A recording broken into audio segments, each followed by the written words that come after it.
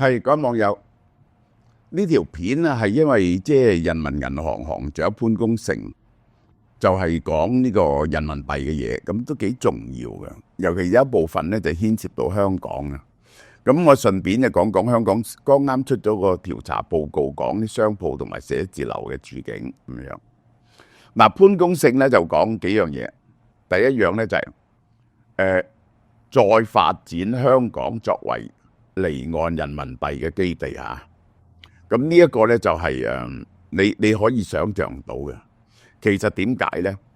用香港作為基地，將人民幣可以轉換成呢個港幣或者其他嘅外幣，係比喺任何地方都安全。你喺中國咧，佢就唔係自由兌換嘅。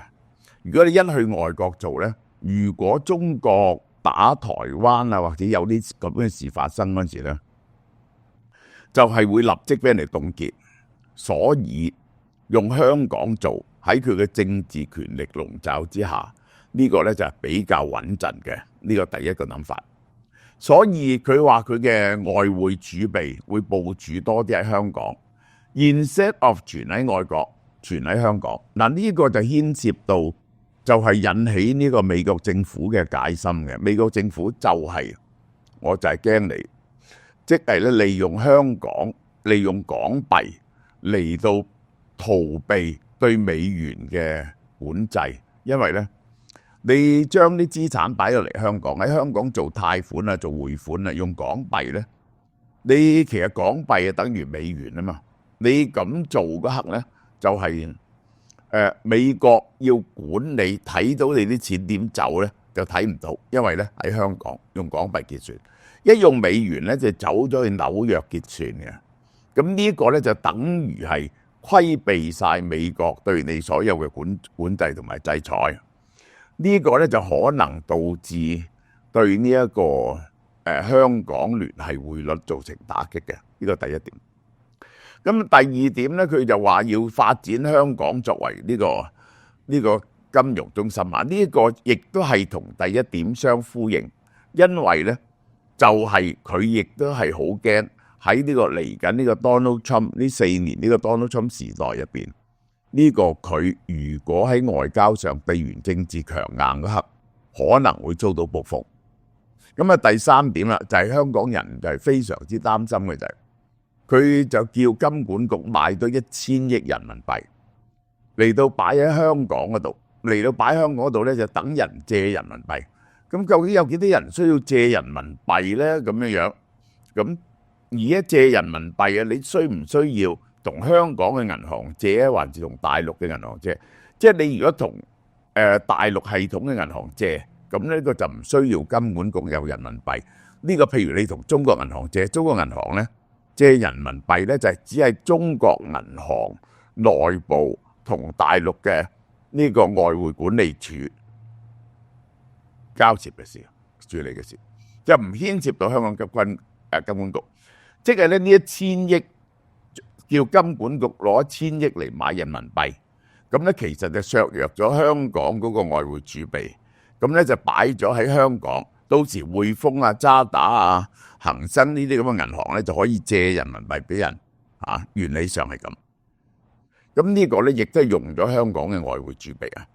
呢個早幾年之前咧，我哋曾經好肉赤啊，佢亦用香港同香港整個呢個貨幣互換協議咧，就係攞咗香港買咗9000億人民幣喺香港，就攞走咗9000億嘅港元。嗰9000億嘅港元咧係可以變成美金，於是咧呢個其實就等於咧就攞走咗香港1200億美金嘅外匯儲備嘅。而且咧佢跟住落嚟咧就再做咗咩事咧？潘功勝喺香港發行600億人民幣嘅債券，嘅 notes 唔係債券嚟嘅 notes 嚟嘅，係短期嘅。呢個意思就點咧？因為離岸人民幣最近嘅匯率受到壓力，因為美元好強，佢咁做嗰刻咧就係抽緊咗香港。香港有幾多人離岸人民幣咧？有8-9千億、1萬億度。咁呢1萬億咧，佢抽走咗600億，抽走600億咧。就令到個拋空嘅壓力咧就冇咁大。咁呢個係其中一樣嘢。但係既然抽走咗，咁佢又驚唔夠用喎，所以咧就叫香港買翻1000億。你明唔明啊？即係兩件事咧係 interrelated。而香港金管局買咗呢1000億俾香港商業銀行咧，就一定唔可以借俾人嚟沽空，係要借俾可以信任嘅公司。其實一方面抽緊，一方面放鬆。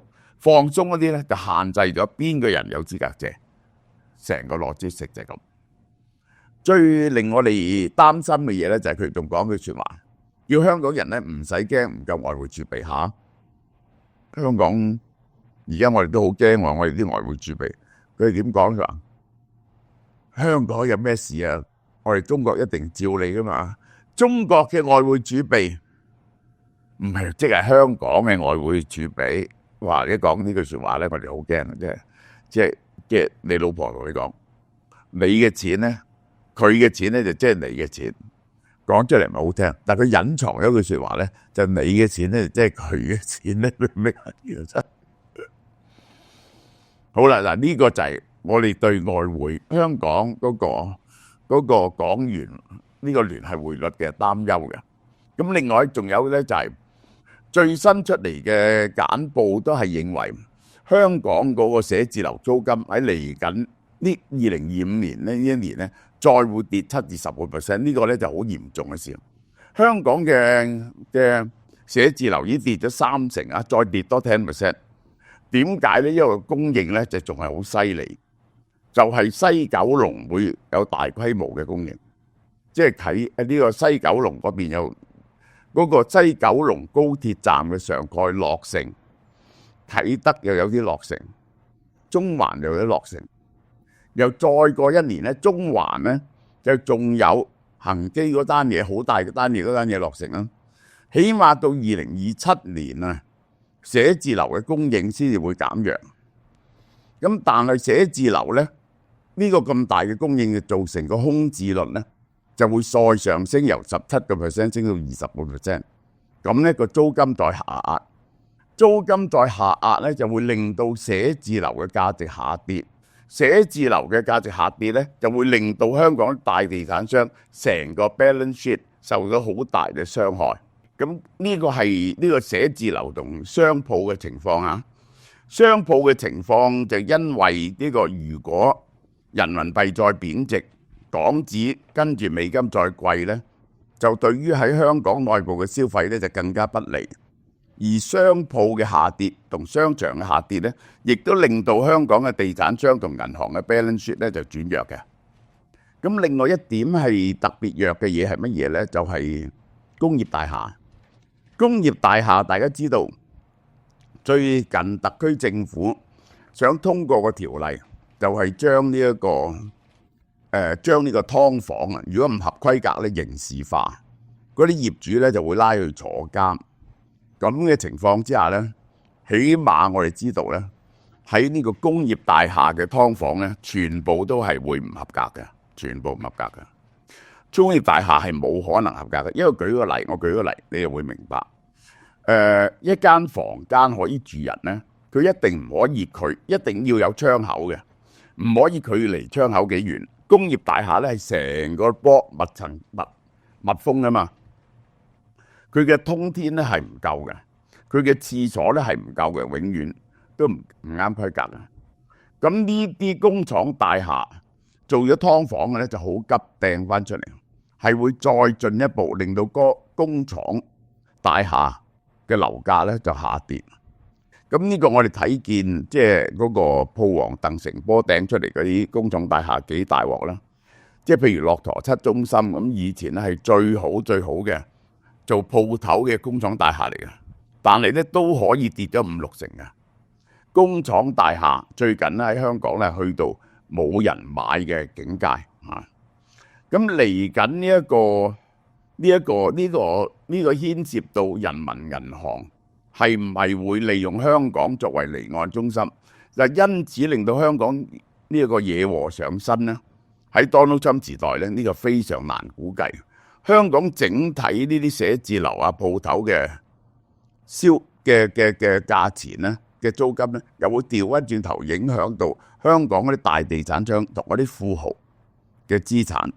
呢啲影響到呢啲大地產商同埋富豪嘅資產，調翻轉頭就影響到香港銀行嗰個 balance sheet 嗰個好同埋壞，係咪會惡化啊？好，呢一段講到呢度。澳紐網聚2月2號星期日嚇，咁呢個就已經係發咗 email 通知你哋啦。如果你冇收到，唔該你，如果你有申請到咧，唔該你去睇睇你個 email 同埋俾錢嚇 book 位。而家就確實俾錢 book 位嘅時間。如果你話你 email 就見唔到咧，可能係咪走咗去你嗰啲增 mail 度？你睇睇。過年啦，我哋又有新貢獻嚇，送乜嘢俾親朋戚友好咧？嗱，呢個除咗送俾親朋戚友，仲要自己食啦。超級驚喜！俏貓貓門市限定 BG18 魚子醬，原價1080，驚喜價990，送翻1000蚊嘢俾大家。BG18 魚子醬係用斯氏鱘同達氏黃混種鱘魚嘅魚子製成，呢個 mixture 係好好嘅。佢嘅養殖期13年啦，13年係好耐噶啦。魚子直徑3mm 以上，每粒都係淺至深嘅琥珀色，鹹味2.8至3，質地絲滑柔軟細膩，口感 creamy， 全天然產品。好，今次送咩呢？呢一個比頓山莊紅酒，一支價值670蚊。法國波爾多紅酒靚酒區，比頓山莊紅酒200年歷史。呢一個2018嘅混合葡萄紅酒係赤霞珠同品麗珠兩種葡萄同主葡萄梅洛做成嘅。個紅酒紅寶石顏色。呢一個香氣成熟嘅水果味同烤橡木桶嘅幽香，口感豐富，非常厚實，入口有黑加侖子、布冧同黑朱古力嘅味道。再送乜嘢？日本兵庫縣雙生生蠔，哇！愛嚟送呢個同埋魚子醬一齊食，真係好啦。200g 價值99蚊。仲有日本岩手縣澳綠牛 A5 火鍋片。